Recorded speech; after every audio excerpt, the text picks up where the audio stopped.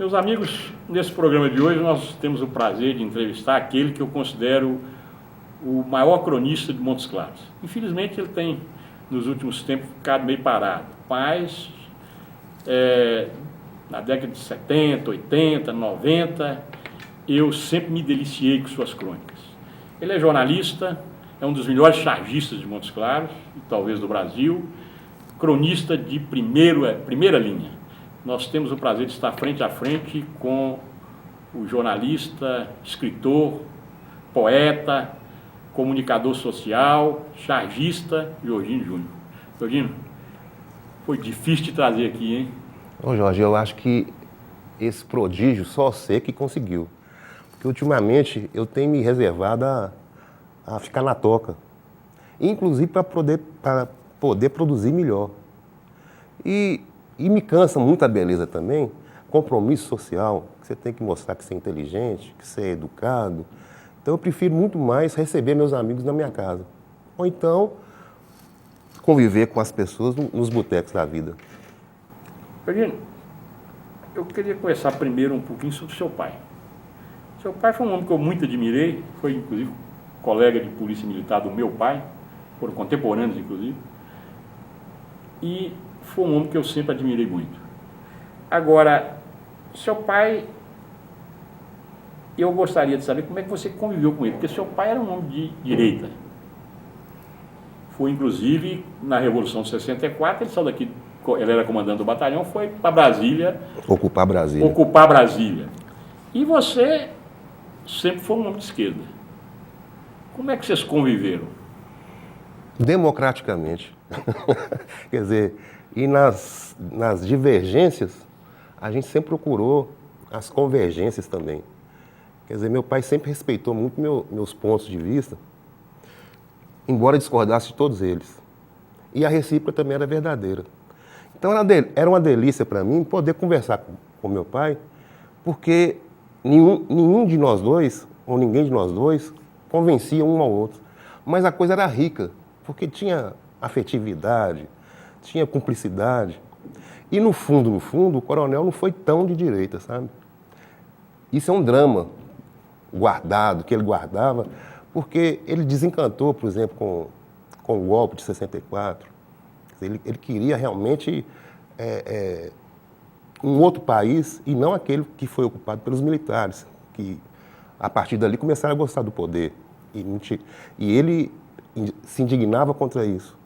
Mas publicamente ele tinha que, noblesse oblige, ele tinha que mostrar que fazia parte, né, daqueles ideais e daquele movimento. E outra coisa fundamental na minha vida foi meu encontro com Constantino Cristóvão, que ele promoveu. Certo dia ele falou assim, ô Constantino, você que desenha, eu tenho um menino lá que mexe com isso, talvez pensando que Constantino fosse me desestimular.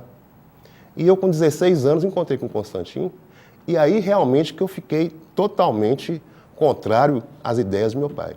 Constantino fez minha cabeça, eu fiquei anarquista, socialista, e foi, assim, no final era um trio perfeito, Constantino aliado a mim, para infernizar a vida de meu pai. Sempre foi uma convivência muito tranquila. Porque seu pai era assim, vamos dizer, muito durão. Mas eu acho que, e eu tiro que meu pai também era, a educação que, mesmo durão, que deu para os filhos foi muito boa, porque ensinou ética, responsabilidade, essas coisas que são muito importantes na vida das pessoas, né? Justamente, mas... E que hoje estão muito deixados de lado, né? Apesar de ser muito durão, Jorge, tanto seu pai quanto o meu foram também dois grandes humanistas. Quer dizer, o coronel passava a vida inteira escutando música clássica, lendo o melhor da literatura mundial, né? O cara que no final da vida só tinha um interlocutor em Montes Claros, que era Padre Murta, para discutir latim, para discutir grego. Os clássicos. Eu falava, pai, se Padre Murta morrer, você fica absolutamente sozinho. Porque o mundo dele era um mundo de um altíssimo intelectual, coisa que eu nunca vou atingir, apesar de escrever, apesar de também viver com papel e caneta na mão, mas ele tinha uma bagagem cultural respeitabiliza. Seu pai foi um dos maiores, depois que reformou na polícia, ele foi um dos maiores advogados de Montes Claros. E eu até acredito que o grande advogado, ele é humanista. Justamente. Porque ele é a favor do direito, né? E ele tinha isso que você falou, né?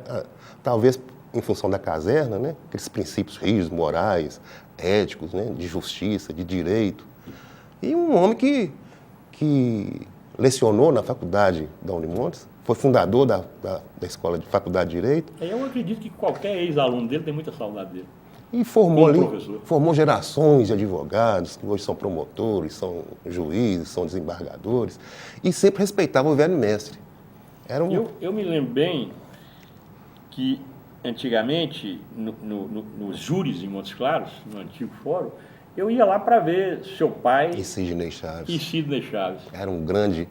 Eram debates históricos. Que hoje, não, quer dizer, de um tempo para cá, a mediocridade está se instalando de tal forma que você não assiste mais, assim, na tribuna, dois advogados daquele nível, né, daquele porte, daquela cultura.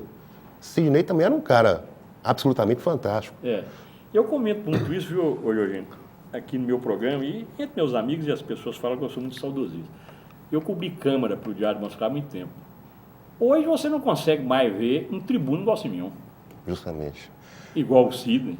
Igual Pedro Santana. Pedro Santana. Grande orador, né? Exatamente. Hoje você vai na Câmara, é uma mediocridade total, né? Mas são sinais dos tempos, né, Jorge? E a gente tem que, talvez, a gente tem que fazer uma autoanálise. Será que nós não estamos ficando velhos, ranzinhos, você quer? E exigentes demais? Não, mas eu acho que tem certos princípios que não tem idade. Concorda comigo? Concordo. Inclusive, a qualidade é uma delas, né? Você aprimorar a qualidade ou a potencialidade que você tem. Eu, por exemplo, tenho sentido muita falta das suas crônicas. Sem querer te julgar flores, eu te considero o melhor cronista de Montes Claros. Muito obrigado. Já te falei isso várias vezes, já escrevi sobre isso. E tem sentido sua falta. Por que você sumiu assim da... Talvez porque falte um veículo para me abrigar. Eu não tenho uma convivência muito harmônica com os donos do jornal. Isso é histórico. Com exceção do Jornal de Montes Claros. Oswaldo Antunes e Valdir, que me levaram para lá, eles sempre foram muito receptivos comigo. Talvez em função de que eu era bem menino também e era colaborador. Quando, em 79, eu me profissionalizo com o Américo Martins, no Jornal do Norte. Eles me levaram para lá para ser chargista e cronista e editar o suplemento de final de semana.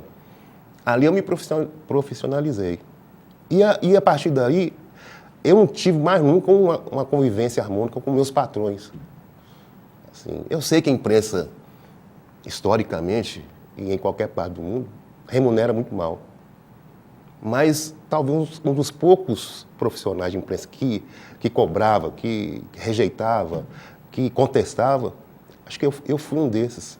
Então, acaba que no final da história, eu fico sem um veículo para poder continuar escrevendo, para continuar publicando minhas charges.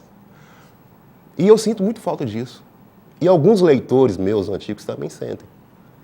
Mas não, muitos. Tenho certeza disso. Agora você fala sobre o meu papel de cronista, que eu um dos melhores cronistas. Eu acho que o melhor cronista de Montes Claros, nessa área de amenidades, foi Valmor de Paula. Valmor é excepcional também.